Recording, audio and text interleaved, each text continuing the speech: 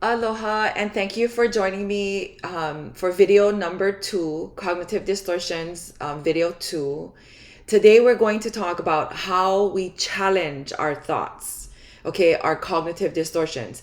Now, if you remember in video number 1, we talked about what cognitive distortions are, which is basically a very false sense of the way things really are, right? We think distort, right, or to alter, to change the view from change the view of what something is, okay? And we also know that cognitive distortions are dangerous because it rips from us the ability for us to live our best lives, right? It's a way that we protect and we stay safe. But if we're just always protecting ourselves and staying safe, and not taking risks, then how can we live our best lives? We cannot, because we're living minimal lives where we're in a little bubble, and we don't want to do that. We want to live our best lives.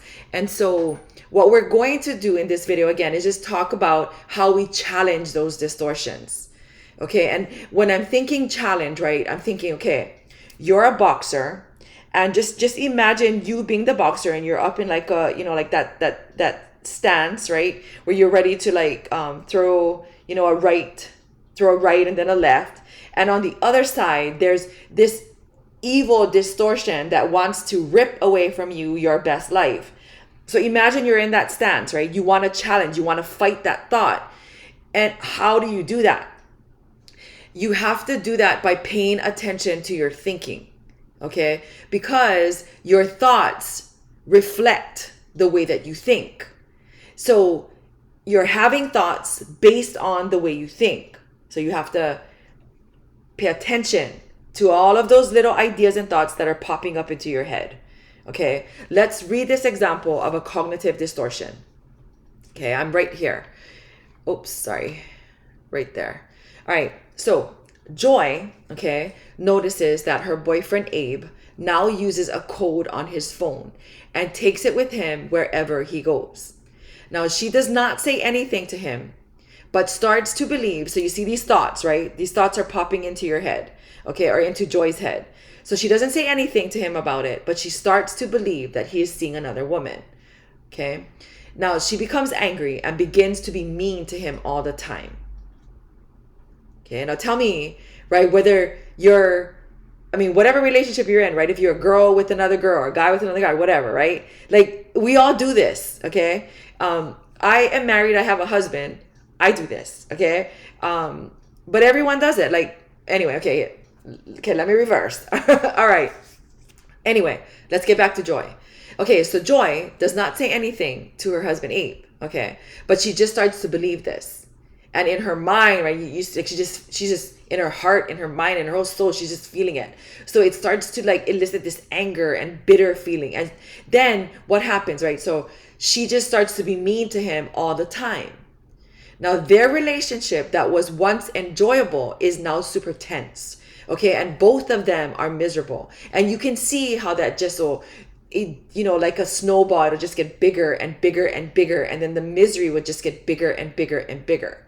Okay, now the problem here is that Joy is jumping to conclusions without facing the possible problem directly. Okay, so what you have to do is you have to learn to challenge the thoughts that come into your head. Because as you can see here, right, Joy had a thought. All of a sudden, it started to impact her thinking, right? So she's believing that, oh, he's seeing another woman. And she just keeps believing it. All of a sudden, that causes her to become angry, right? So she's mean all the time. So you see, right, the snowball. First she has a thought, then she thinks a certain way, then she habitually perpetuates that way she thinks, then it starts to guide her behavior, and then, you know what I mean, you see it, right? Okay, now what you have to do is you have to challenge your thoughts. Now, I engage in this kind of activities a lot because for me, I'm not even, I guess maybe I am a little ashamed to admit, but I always like, my default is to go negative. And I don't know why that is, but That's my default. And so I have to use this process all the time because I have to switch that default, the negative default positive. And it's work. Okay, for me. But that's why I think I'm doing this, because like I said, like I know that on like a lot of times I have a negative default that I have to turn positive, and it takes work. Anyway, I'm going to give you 3 tips right here, right? 1, 2, and 3, to challenge the thoughts that are popping into your head.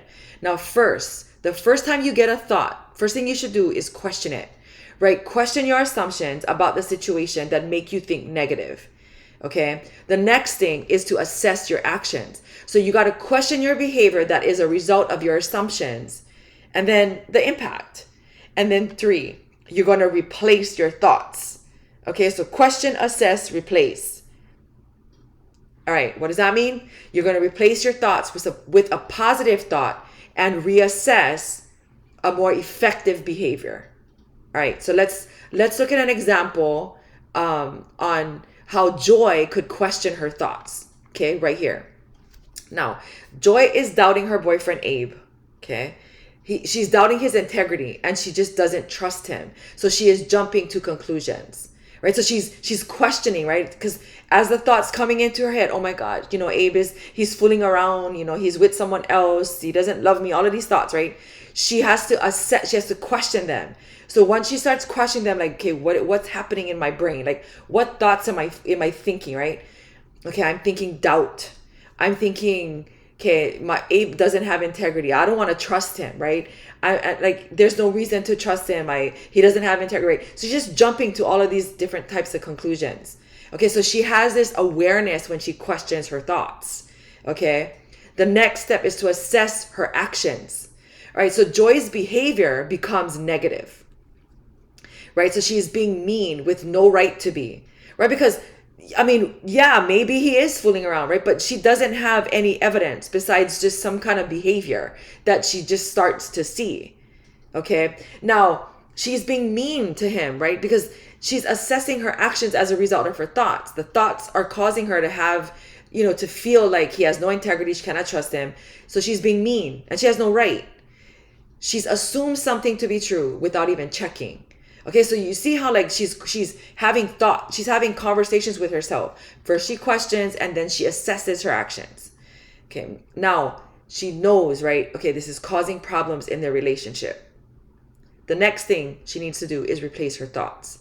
So, replace her thoughts and then actions. So she knows, right, that she's in fear that he doesn't have integrity, or that, he's acting without integrity, and that he cannot be trusted.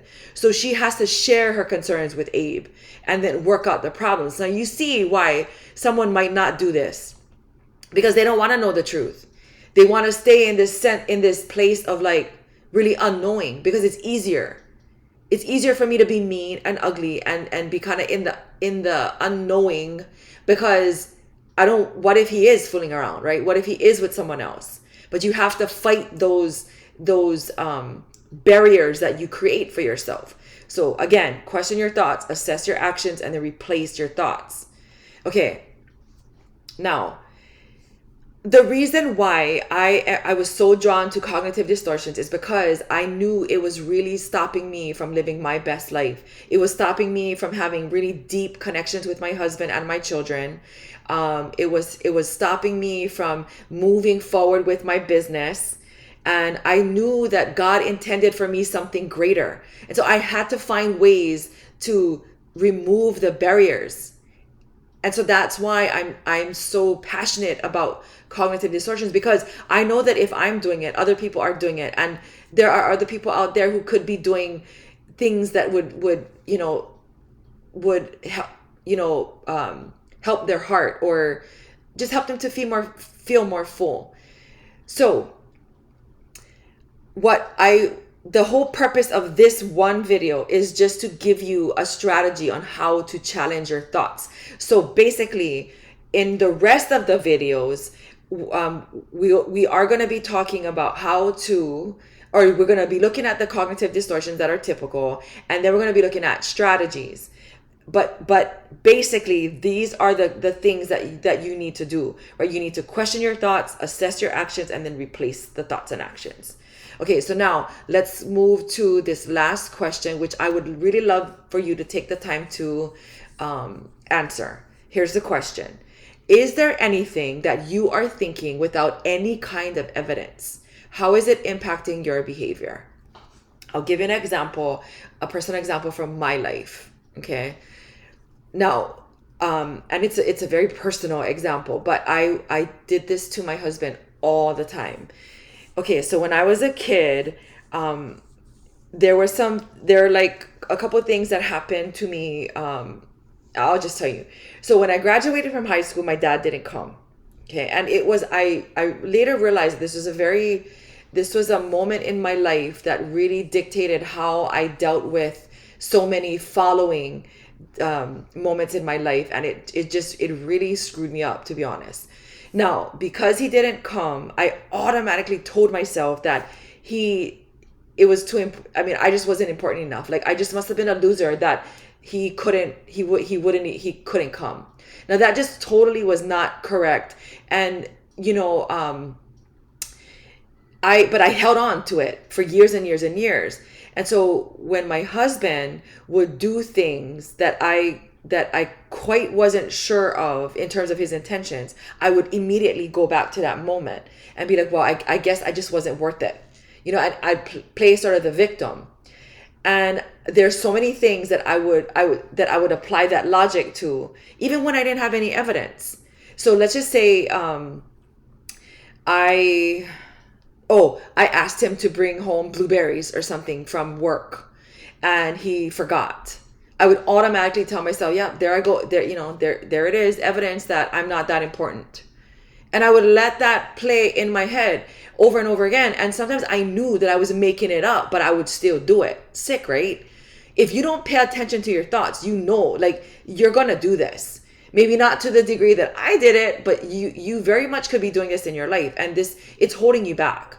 So spend time answering this question. What are you thinking without having any evidence?